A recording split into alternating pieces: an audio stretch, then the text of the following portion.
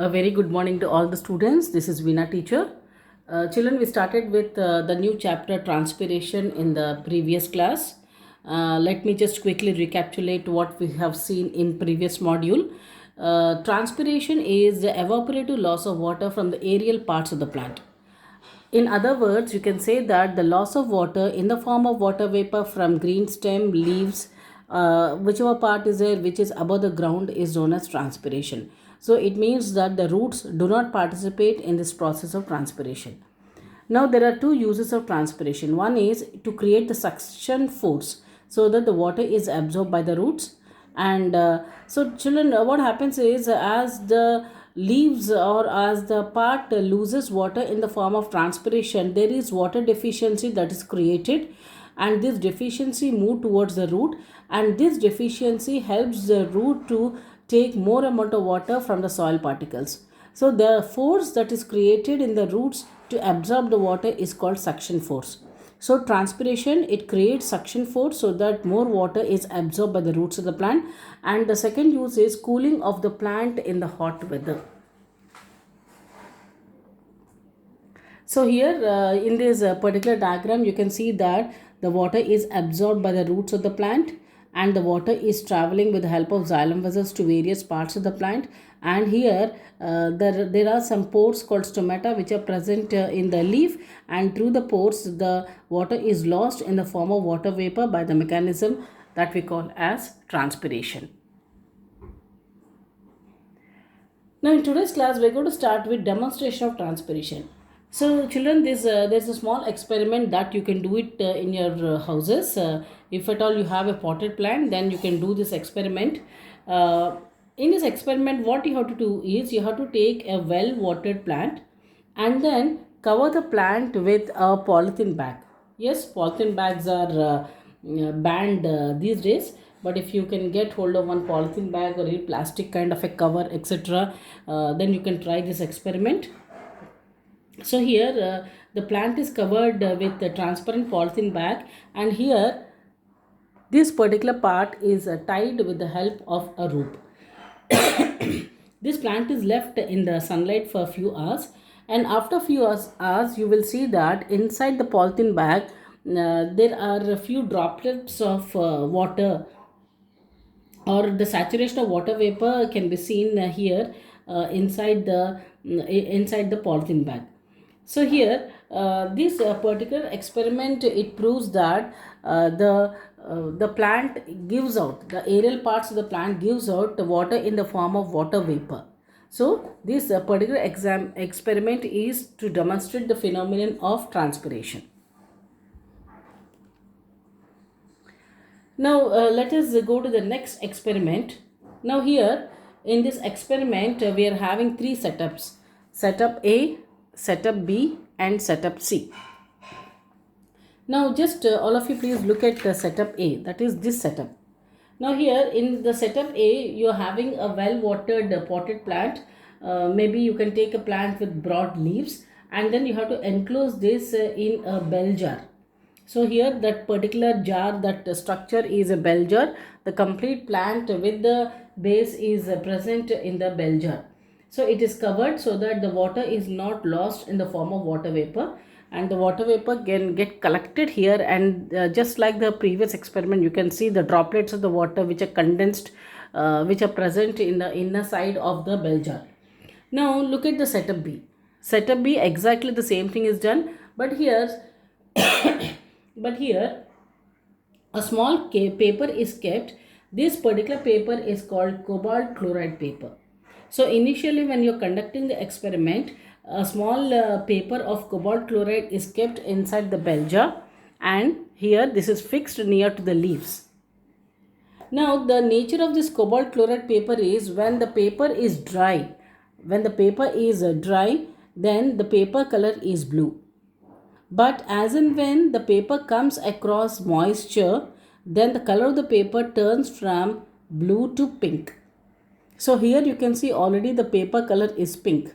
So the cobalt chloride paper, the paper has turned from blue to pink, indicating that the leaves have given out the moisture. The moisture is touching the cobalt chloride paper.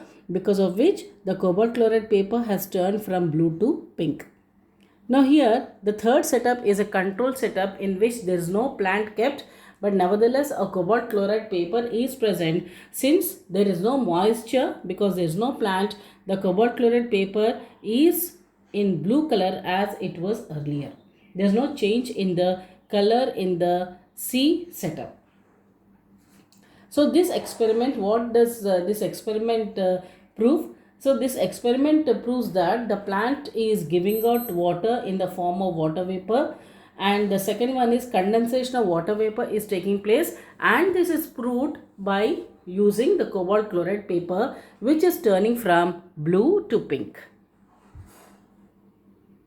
Okay, children, at this point of time, I just wanted to say one thing. What happens when you take the cobalt chloride paper and keep it outside the bell jar? There's no plant. Just keep the cobalt chloride paper maybe on a table or outside. When you leave the cobalt chloride paper maybe for 2 hours, 3 hours or 6 hours, what will happen to the paper? Will the paper remain blue or will the paper turn pink? So here, when you leave the cobalt chloride paper just outside, not necessarily near to the plant, just outside randomly, then there is some moisture that is present in the atmosphere. This moisture can turn cobalt chloride paper from blue to pink. So when you leave the paper for a very long time outside, then this paper will take up the moisture that is present in the atmosphere, and then slowly it will turn from blue to pink. But this is a very long process. It will take some time. Children, next we are going into the next segment, that is measurement of transpiration. How to measure? Just now we have proved some experiments which stated that the transpiration does occur. Now let us see how to prove the transpiration or how to measure the transpiration. Now there is one instrument that is used. This instrument is known as Ganong spotometer. So this is the real Ganong spotometer that is usually used in various laboratories. Now let me just explain to you how Ganong spotometer is useful for measuring transpiration. Now here this instrument is known as Ganong spotometer. Now photometer is a device that measures the rate of water intake by the plant, and this water intake is equal to the water that is lost through transpiration.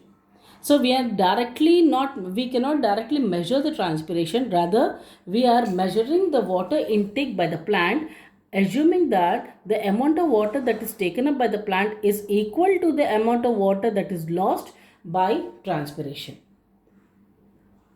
Now here, this is a setup of Ganong spotometer. A twig of suitable plant. Here you can see a twig. A twig of a suitable plant is cut with a sharp knife and fixed in the apparatus as shown in this particular figure. The entire apparatus is filled with water so that no air spaces are present. An air bubble is introduced. Here you can see an air bubble. An air bubble is introduced into the horizontal graduated capillary tube, which is dipping into the beaker containing water. You can see here the beaker that contains the water. As the transpiration proceeds, the water is lost from the twig, and the suction force is set up, which pulls the water from the beaker and the bubble in the capillary tube, and the bubble that is present in the capillary tube moves along. So the readings on the capillary tube would be the volume of the water lost in the given time. The air bubble can be brought back to its original position by releasing some water from the reservoir into the capillary tube by opening the stopcock. So here, how we are measuring is the bubble, it keeps on shifting. So the shifting of the air bubble is an indication how much amount of water is taken up, and that is an indication how much amount of water is lost by the method of transpiration.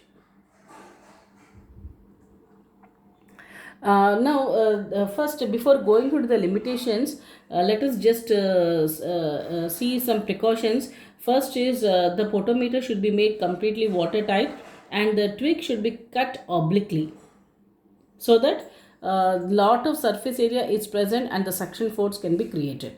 Now let us see to the limitations of this particular method. Introducing air bubble is not easy.